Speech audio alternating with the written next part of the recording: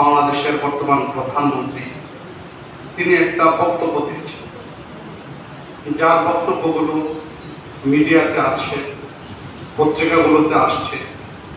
সেখানে তিনি এই কথা উল্লেখ করেছেন যে রাজনৈতিক আন্তর্জাতিকভাবে ওনাকে চাপ দেওয়া হচ্ছে ক্ষমতা থেকে সরানোর জন্য।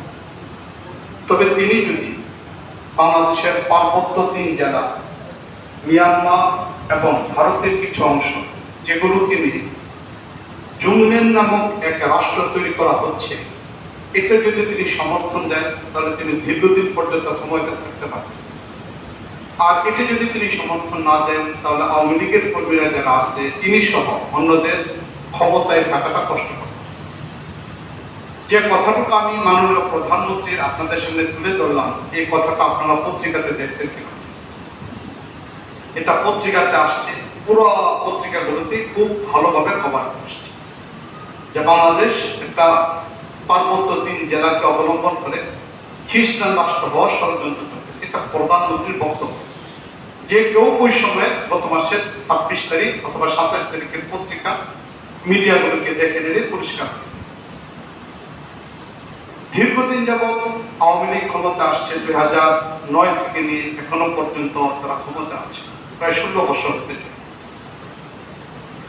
2009 যখন আওয়ামী লীগ ক্ষমতা আসে, এর আগে যে ব্যক্তিটাকে পুরো পার্বত্য অঞ্চলের মূল জিম্মাদার হিসেবে পাঠানো হয়েছে খ্রিস্টানদের পক্ষ থেকে, তিনি হলেন ওই ব্যক্তি যার তত্ত্বাবধানে ইন্দোনেশিয়া থেকে পূর্ব তিমুরে হানা ভোটের মাধ্যমে, গণভোটের মাধ্যমে ইন্দোনেশিয়া থেকে পূর্ব তিমুর আলাদা হয়। এই কাজটা তিনি সফল করার পরে খ্রিস্টান মিশনারিদের পক্ষ থেকে তাকে পাঠানো হয় সুদানে, এবং তারই তত্ত্বাবধানে সুদান থেকে দক্ষিণ সুদান আলাদা হয়ে থাকে, খ্রিস্টান আলাদা রাষ্ট্র। যে ব্যক্তিটার মাধ্যমে ইন্দোনেশিয়া থেকে পূর্ব তিমুর আলাদা হয়ে গেছে, খ্রিস্টান আলাদা রাষ্ট্র হয়েছে, যে ব্যক্তিটার মাধ্যমে সুদান থেকে দক্ষিণ সুদান আলাদা খ্রিস্টান রাষ্ট্র হয়েছে, তাকে 2008-এ বাংলাদেশে পাঠানো। এরপরেই আওয়ামী লীগ ক্ষমতা আসলো, এবং ক্ষমতা আসার পর থেকে এখনো পর্যন্ত তিনি চিটাগাং বিভাগের খ্রিস্টানদের প্রধান হিসেবে দায়িত্বরত রয়েছেন। তার মিশনে হলে এটা বাংলাদেশের পার্বত্য 3 জেলা এবং মিয়ানমার, ভারতের কিছু অংশকে অবলম্বন করে আলাদা খ্রিস্টান রাষ্ট্র বানানো, এই মিশন দিয়েই তাকে পাঠানো।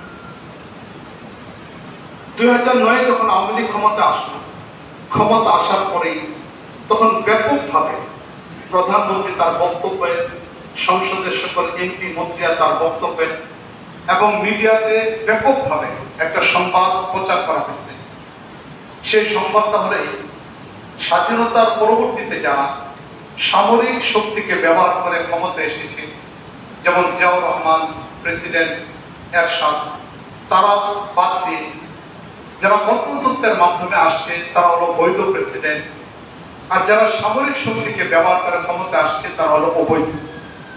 এই বিষয়টা ব্যাপকভাবে প্রচার প্রসার করার মাধ্যমে শেষ পর্যন্ত 2009-এ এসে আওয়ামী লীগ এটা আইন পেশ করে ফেলছে সংসদে যে জিয়াউর রহমান হলেন অবৈধ একজন সরকার। ওই সময়ে যখন আইনটা পাশ করা হয়, তখন আমরা সবাই মনে করেছিলাম যে এটা আওয়ামী লীগ এবং বিএনপির রাজনৈতিক একটা দ্বন্দ্ব। সুতরাং আওয়ামী লীগ বিএনপির এই ক্ষমতাটাকে তারা অবৈধ বলতেছে, এটা রাজনৈতিক একটা বিষয়। হয়তো আবার কখনো বিএনপি যদি ক্ষমতা আসে আওয়ামী লীগের কার্যক্রমকে বাতিল করবে, এটা আমরা তখন মনে করেছিলাম যে এটা রাজনৈতিক একটা বিষয়। আমরা ওলামায়ে কেরাম এই ব্যাপারে কথা না বলা, ওলামায়ে কেরাম এই বিষয়ে ফিকির না করা, এটা তখন আমাদের একটা বিষয় ছিল। কিন্তু মুআদ্দাদ হাজরিন, বিষয়টা শুধু রাজনৈতিক একটা ব্যাপার ছিল না, বরং এটা আন্তর্জাতিক ষড়যন্ত্রের একটা অংশ ছিল। সেই অংশের চাপটা দীর্ঘদিন পর্যন্ত বাড়তে বাড়তে আজকে 16 বছর পরে আসা প্রধানমন্ত্রী তিনি উত্তর দিলেন, তিনি বক্তব্যটা পেশ করলেন যে এখন পার্বত্য চিটাগাং সহ ভিন্ন একটা রাষ্ট্র হওয়ার ষড়যন্ত্র। এটা আজকে 16 বছর পরে আসছে। বিষয়টা হলো এই যে এখন চিটাগাং অঞ্চলগুলোকে খ্রিস্টান মিশনারিদের অপতৎপরতার মাধ্যমে এত ব্যাপক সেখানে তার ধর্মটাকে প্রচার করা হয়েছে জনসংখ্যার দিক থেকে এখন বাঙালি যারা তারা হলো 48%, আর যারা উপজাতি তারা হলো 52%। উপজাতি 12 বছরের একটা ছেলে এনআইটি কাজ করতে পারে, ভোটার হতে পারে। বাঙালি 20 বছর হয়ে যাওয়ার পরও, 24 বছর হওয়ার পরও সে ভোটার হইতে পারে না, ভোটার হতে পারে। এই কার্যক্রমগুলোকে চলাইতে পরিস্থিতিটা এমন একটা পর্যায়ে চলে আসছে যে তাদের সংখ্যা বেড়ে গেছে, মুসলমানদের সংখ্যা কমে গেছে, বাঙালিদের সংখ্যা কমে গেছে। এই কমে যাওয়ার কারণে এখন অচিরেই এই পার্বত্য 3 জেলা বাংলাদেশের সাথে থাকবে কি থাকবে না, এটা নিয়ে জাতিসংঘের মাধ্যমে একটা নির্বাচন হবে।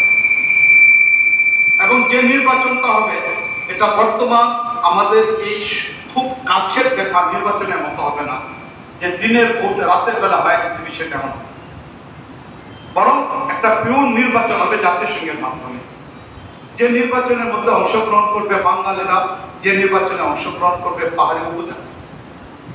এখন এই নির্বাচনে যখন অংশগ্রহণ করার ক্ষেত্রে তখন বাঙালিরা অংশগ্রহণ করতে পারবে না। এই কারণেই পারবে না, ওই যে 2009 যে আইন পাশ করা হয়েছে, যেখানে বলা হয়েছে এই কথা, জিয়াউর রহমান অবৈধ সরকারের কোনো কার্যক্রম তখন আর বৈধ থাকে না। জিয়াউর রহমান যত বাঙালিকে সেখানে পাঠাইছেন, পার্বত্য 3 জেলায় পাঠাইছেন, তারা কেউ নাগরিক হতে পারবে না, ভোট দিতে পারবে না। যার কারণে খুব অচিরেই এই 3টা জেলা সহ বাংলাদেশ থেকে আলাদা একটা খ্রিস্টান রাষ্ট্র সংগঠিত হয়ে যাবে। এটাকে হেফাজত করা অত্যন্ত কঠিন পরিস্থিতির সম্মুখীন হতে দাঁড়ায়। এটি হলো রাজনৈতিক একটা প্রেক্ষাপট যেটাকে অবলম্বন করে আওয়ামী লীগ ক্ষমতা আসছে, এবং তার মিশনগুলোকে যারা বাস্তবায়ন করেছে, এর মধ্যে প্রথম মিশন এটা ছিল যে পার্বত্য জেলাকে সম্পূর্ণ আলাদা করে দেওয়া। মওদুদ হাজরিন, এই যে আওয়ামী লীগ যে কাজটা করছে এটা এককভাবে কোনো করে নাই, বরং রাজনৈতিক একটা শক্তিকে নিয়ে আসছে। রাজনৈতিক শক্তিকে ব্যবহার করে আওয়ামী লীগ তারা তখন ক্ষমতা আসছে এবং সংসদের সর্বোচ্চ পর্যায়ের আসন তারা পাইছে এবং এই আইনগুলিকে তারা পাস করছে। বর্তমান সময়ের সবচেয়ে বড় ফেতনা যেটা আসছে সেটা হলো রাজনৈতিক ভাবে আসছে, ঐক্যবদ্ধ একটা শক্তির মাধ্যমে। যদি আমরা এই ঐক্যবদ্ধ শক্তির বিষয়টাকে বুঝতে না পারি, তাহলে আমরা আমাদের ঈমান এবং ইসলাম সহ দেশে কোনোভাবেই টিকে থাকা আমাদের পক্ষে